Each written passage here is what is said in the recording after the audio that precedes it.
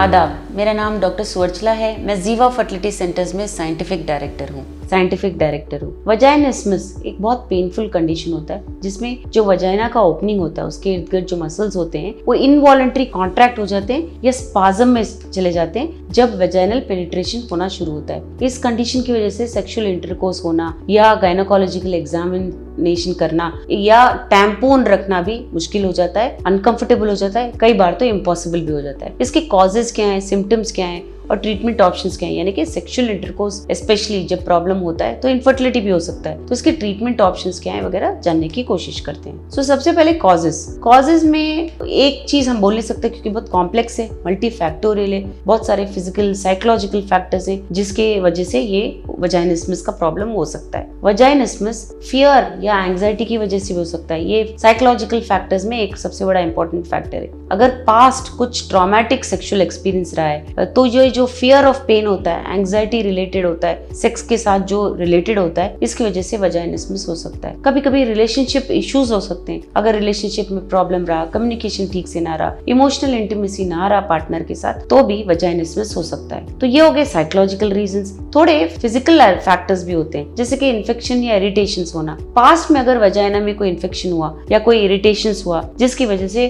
अभी भी ट्रिगर हो सकता है, फियर रिस्पॉन्स और मसल कॉन्ट्रैक्शंस हो सकते हैं। इसकी वजह से आपको वजाइनिस्मस हो सकता है, स्पेशली जब आप इंटरकोर्स कर रहे हैं। चाइल्ड बर्थ, अगर पास्ट में कभी ट्रॉमेटिक या डिफिकल्ट चाइल्ड बर्थ रहा तो भी मसल स्पाज्म में जा सकते हैं, वजाइनिस्मस हो सकता है। कुछ मेडिकल कंडीशंस भी होते हैं। कभी कभी मेडिकल कंडीशंस की वजह से भी, जैसे वल्वोडाइनिया हो गया या एंडोमेट्रियोसिस हो गया, इसकी वजह से भी वजाइनिस्मस हो सकता है। ये सोचते हुए कि पेन हो सकता है, मसल्स जो हैं स्पाज्म में जाते हैं तो इंटरकोर्स करना मुश्किल होता है। तो इसके सिम्टम्स क्या हैं? सबसे इंपॉर्टेंट प्राइमरी सिम्टम्स तो ये है कि इनवॉलंटरी कॉन्ट्रैक्शन या स्पाज्म होता है, यानी कि आपको मालूम हुए बिना बिकॉज ऑफ द फियर आप वजाइनल मसल्स को टाइट कर रहे होते हैं और पेनिट्रेशन स्पेशली जब हो रहा होता है तो सब कुछ टाइट होने की वजह से पेन हो सकता है, जिसे वजाइनिस्मस कहते हैं। इसकी वजह से पेन या डिस्कम्फर्ट हो सकता है। जैसे मैंने कहा, ये जब पेनिट्रेशन हो रहा होता है तो पेन होना या बिल्कुल ही नहीं हो पाना, टाइटनेस और मसल स्पाज्म की वजह से। इसकी वजह से एंजाइटी और डिस्ट्रेस भी हो सकता है। वजाइनिस्मस में इमोशनल डिस्ट्रेस ज्यादा देखा गया है। फियर ऑफ इंटीमेसी, पास आना भी प्रॉब्लम होना देखा गया है। सेक्सुअल एक्टिविटी को अवॉइड करना देखा गया है और रिलेशनशिप पे भी इसका असर पड़ सकता है। जब फिजिकल इंटीमेसी ना हो, सेक्सुअल डिफिकल्टीज हो, कम्युनिकेशन चैलेंजेस हो, तो रिलेशनशिप पे अवश्य इसका असर पड़ता है। तो ट्रीटमेंट ऑप्शंस क्या हैं? ऑफ कोर्स ये ट्रीटेबल है, बट चॉइस ऑफ ट्रीटमेंट उस पे आधारित होता है कि कॉज क्या है, इसका प्रॉब्लम क्या है।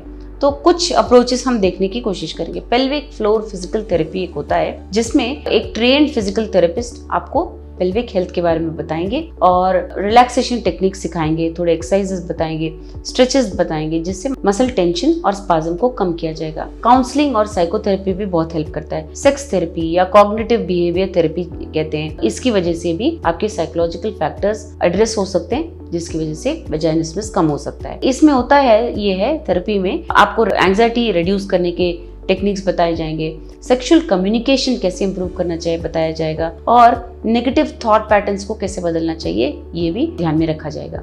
एजुकेशन और सेंसेट फोकस भी बहुत आवश्यक होता है। जो कपल्स फीमेल एनाटॉमी के बारे में सीखते हैं, सेक्सुअल फंक्शन के बारे में, रिलैक्सेशन टेक्निक के बारे में सीखते हैं, उनमें भी ये वजाइनिस्मस का ट्रीटमेंट असर होते हुए देखा गया है।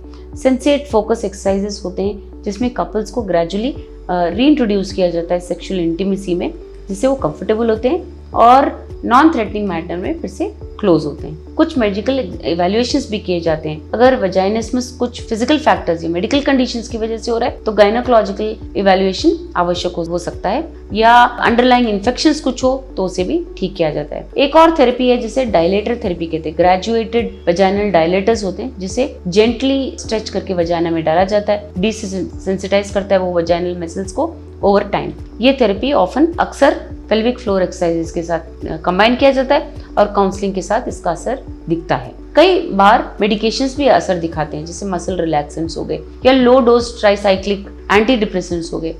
ये भी प्रिस्क्राइब किए जाते हैं जिससे मसल स्पाज्म कम हो और एंजाइटी भी ठीक हो। बहुत रेयर इंस्टेंसेस में सर्जरी भी अपना असर दिखाता है। कई बार फिजिकल अबनॉर्मेलिटीज की वजह से भी वजाइनिस्मस हो सकता है। उन अवसरों पर सर्जिकल इंटरवेंशंस बहुत लाभदायक होते हैं। इंडिविजुअल प्रॉब्लम्स की वजह से जब वजाइनिस्मस होता है आपको क्लिनिशियन से हेल्प लेना चाहिए। आपको ये क्यों हो रहा है इसके बारे में जानना जरूरी होता है। कभी कभी थेरेपी काम कर जाता है, लेकिन हमेशा पेशेंट्स और सपोर्ट, स्पेशली पार्टनर का सपोर्ट और एक कॉम्प्रिहेंसिव अप्रोच, फिजिकल, साइकोलॉजिकल सारे एस्पेक्ट्स को ध्यान में रखते हुए अगर ट्रीटमेंट ऑप्शंस दिए जाएं तो अप्रोप्रिएट ट्रीटमेंट और सपोर्ट के साथ वजाइनिस्मस की प्रॉब्लम को ओवरकम किया जा सकता है, जिससे आपका सेक्सुअल रिलेशनशिप अच्छा रहे। और अगर आप सच में फर्टिलिटी के प्रयास में हैं तो वो भी आपको अवश्य प्रेगनेंसी के रूप में बदल सकता है। इसके बारे में और जानकारी के लिए अवश्य जीवा फर्टिलिटी सेंटर्स आइए। धन्यवाद। हमने इस वीडियो बनाने के लिए बहुत मुशक्कत की है। मेहरबानी करके हमें लाइक और सब्सक्राइब जरूर कीजिएगा।